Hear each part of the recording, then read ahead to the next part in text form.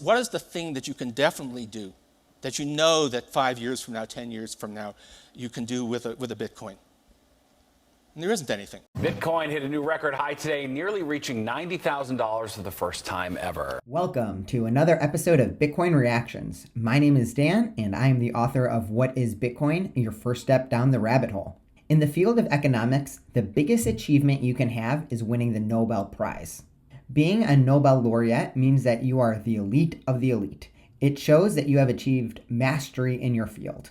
But if you win the Nobel Prize in economics, does that mean that you also understand a Bitcoin? That's what we're going to find out today. Because today, I'm going to react to a video from 2018 from Nobel laureate Paul Krugman, where he talks about Bitcoin. Do you think you know what he's going to say? Let's check it out. First thing to say about money is remember always that money is only incidentally an asset. It's not something that produces in and of itself. Money is a lubricant. Money is something you use to facilitate transactions in the real economy. And what you want is for that lubricant to be as invisible, as frictionless as possible. Okay, so Paul's actually starting off strong here, and he's making a couple of very important points. First, he's saying that money's value doesn't come from its ability to produce anything. That's true. When people in finance talk about how much something is worth, they usually talk about it in terms of yield generation. For example, a stock might produce yield in the form of a dividend, or real estate might produce yield in the form of rent. Money doesn't have that. So Paul is absolutely right here. And the next thing that he says here is that he describes money as a lubricant. He says that it helps facilitate transactions. And again, he's right. The way that I think of it is that money is a technology, and it gets its value from being useful. And it's useful specifically from helping to facilitate transactions. And third, and this is really important, Paul says that money needs to be nearly invisible. Another way of saying this is that money just has to work. The less that we're thinking about our money, that usually means that the better that it's working. If all of a sudden we start thinking about our money a lot, then that means that there's probably a problem. Houston, we have a problem. Whether that's because of inflation or something else. So overall, a great start here from Paul. I wouldn't expect anything less from a Nobel laureate. Let's continue on. So in the beginning, there was metallic money, gold and silver coins, which had some important virtue. First of all, they were a whole lot better than barter. A lot easier to hand over a few gold coins than to say, I'll give you a cow in return for 2 sheep. They were also cumbersome. They were a little bit difficult. You had to carry around clanking bags of stuff. So making transactions with metallic coins was always a little bit difficult. Okay, so here Paul starts off by saying that at the beginning there was metal money. And I understand why he's saying this because gold has been money for a very long time. That said, it wasn't actually the first money we ever used. Societies around the world experimented with different forms of money for thousands of years before everyone settled on gold. For example, some of the monies that societies used included livestock, grain, seashells, and tally sticks. It took a long time for the world to reach consensus that gold was money. People didn't all of a sudden wake up one day and say, hey, I guess gold is our new money. Gold had to earn that status by proving to be the best. And it only did that after competing with all the other monies for generations. In fact, the first society to use gold as money was the Kingdom of Lydia, and that didn't happen until 550 BC. Overall, though, no big issues with what Paul said here. I just thought that it was important to add in that extra context. So we can move on. Then came paper money. Instead of carrying around bags of gold coins, you carried around printed pieces of paper that were a promise to pay gold coins on demand from a private bank. Then we evolved into pure fiat money, where there is no gold or silver behind the notes. There's simply the statement of the government that this is legal tender.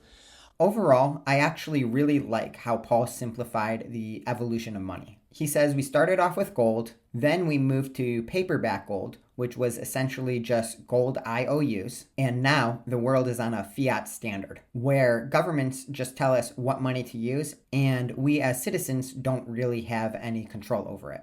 I know that this talk isn't really about the history of money, but I'm really glad that Paul started off with this. The history of money, it's actually a really interesting topic, and understanding the history of money helps give a lot of context to understanding Bitcoin. So overall, great job so far. I'm hoping Paul will continue on saying more smart things, because so far he's doing a good job. Let's see if that's true. We'll continue on.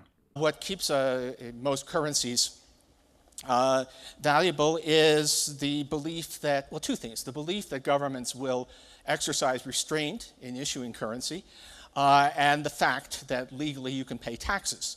So if you like, the whole thing is backstopped by the fact that you can satisfy men with guns who demand payment by giving them these pieces of paper. Okay, so this is good. Paul is continuing to show a strong understanding of fiat money. And essentially what he's saying is that fiat money is valuable for two reasons. He says that money is valuable because the government tells us that we need to pay our taxes in it, but I want to dive in deeper for just a moment. When the government tells us that we have to pay them dollars every year or we'll go to jail, what they're really doing is they're using the threat of physical force to create artificial demand for dollars. And when something has demand, it has value. So really what the government is saying is value the dollar or we'll put you in jail. That's kind of a wild thing to think about, but it's also true. That's crazy talk. The other thing that Paul says is that money is valuable because we trust the government to exercise a certain amount of restraint in not printing too much of it. And that's actually only half true. The value of money is really all coming from the government telling us that we have to use it, which creates artificial demand. The idea of trusting the government to not print too much money, what it's actually doing is helping us decide what the price of the dollar should be valued at. For example, if we think that dollars are going to stay rare and the government isn't going to print too much of them, then the dollar will be more valuable. If we think that the government is not going to exercise restraint and do something like bail out the big banks or something like that, then we'll value the dollar less. This is classic supply and demand economics in action. At each stage of this evolution, we've moved towards a system where the cost of making transactions is lower and the resources used in producing the medium of exchange get ever lower. So Paul actually said something really important here, and I want to highlight it because he's explaining it as a benefit, and in reality, it's not. What he's saying is that through our evolution of money, we've consistently created money that is cheaper and cheaper to create. Think about that for a second. Gold, for example, is difficult to create. You have to mine it out of the ground, and it takes a lot of time and energy to acquire. Fiat money, on the other hand, it's essentially free. And the reason why that's bad is that when you have money that's cheap to create, it means that there is a much higher likelihood that more of it will be created. Remember in his earlier statement where he said that we have to trust that the government won't create too much money? Well, with gold, you can feel confident that not too much of it will be created because it's physically rare. And with Bitcoin, you can feel confident that it will remain scarce because it requires so much amounts of electricity to create. With fiat money, on the other hand, you don't have those types of physical assurances. You have to trust the government. And that's something that most people just don't do anymore. That's because the government has a long history of not being trustworthy. So whatever Paul's about to say next, I want you to keep that in mind. Let's see where he takes this. Now comes cryptocurrency. The striking thing about Bitcoin is that it sets up a system in which, first of all, the creation of this currency involves a lot of real resources. So why exactly are we doing this? Yup, there it is. Paul actually said it beautifully there.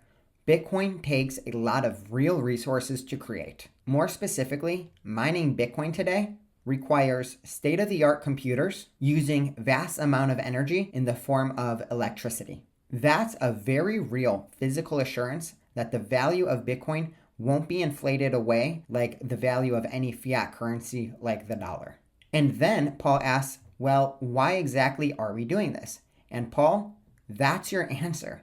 We're doing this because governments have proven that they cannot be trusted not to inflate away the value of their currency. Remember that during its lifetime, the value of the dollar has decreased over 99%. And that's the dollar, which is the single best fiat currency in the world. It has held its value better than literally every single other currency. So the need for a currency that's not based in the trust of the government is actually quite high. And don't say, well, digital is good because there's lots of forms of digital payment out there. We could be moving that way. I mean, we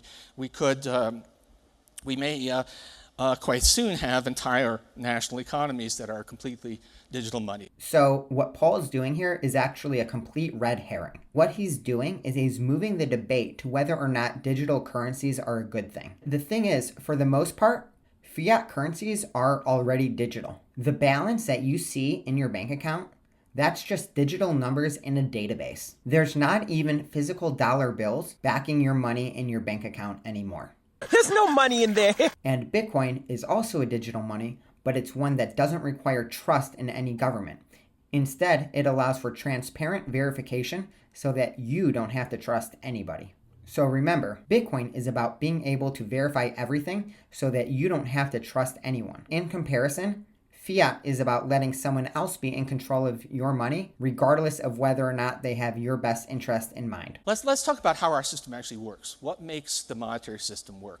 How do I know that the money my bank says I have will in fact be honored? What allows this whole system to work? What we have is middlemen, institutions, and those institutions honor the promises they make to us. So right here, Paul tells a simple truth, and then he follows it up with a lie. He's saying that in our system, there are a lot of middlemen, like banks and the Fed.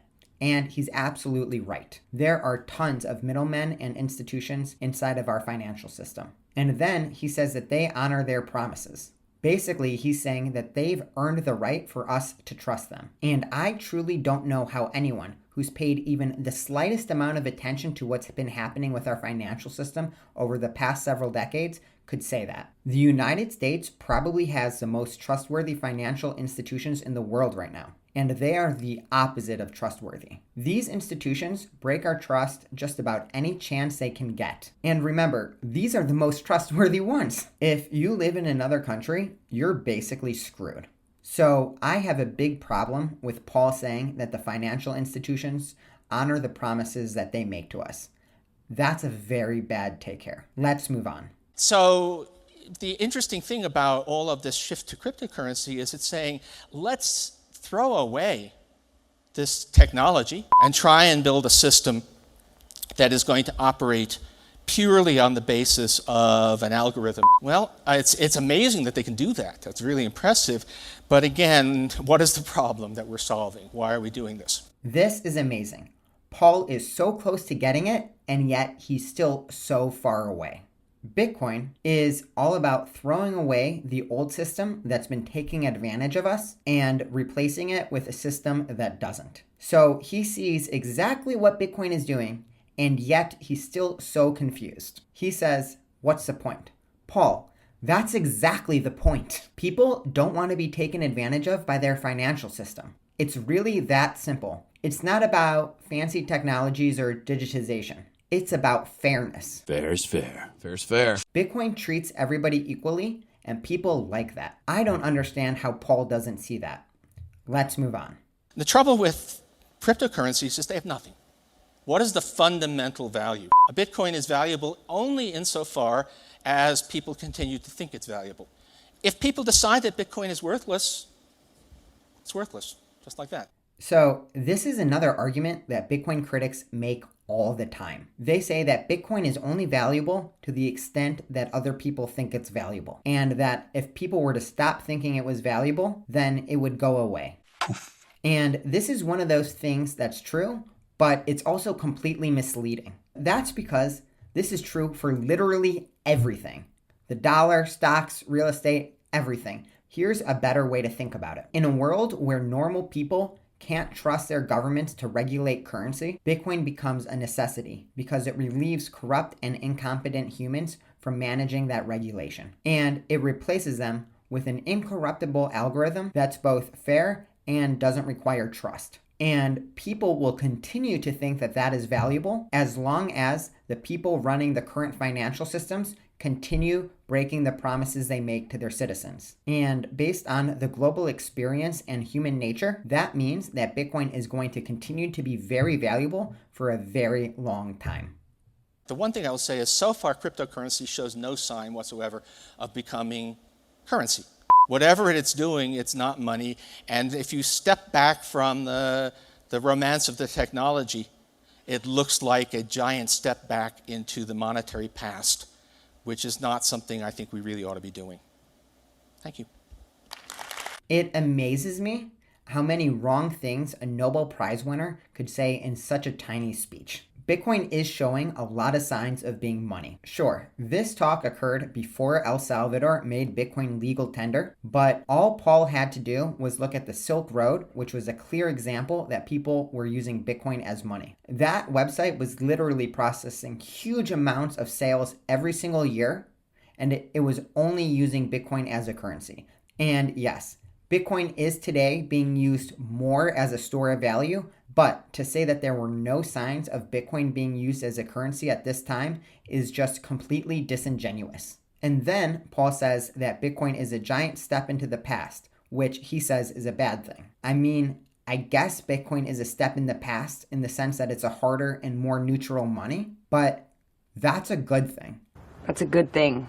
What I don't understand is, why would anybody want to work very hard for money when other people can make that same money for free? That is a good question. To me, that feels incredibly unfair. So that's why I prefer Bitcoin. Paul, you can choose whichever money you like. Wow, that was an amazing video, you guys. Hopefully my reaction helped put some things into perspective. If you want to take a deep dive and learn everything you need to know about Bitcoin, go ahead and read my book. I'll leave a link in the description below. It really is the fastest way to get a strong understanding of Bitcoin. And tell me what you thought about this video in the comments. I love hearing your feedback. And Don't forget to like and subscribe. thanks so much for watching. I'll see you all for the next one. I'm out.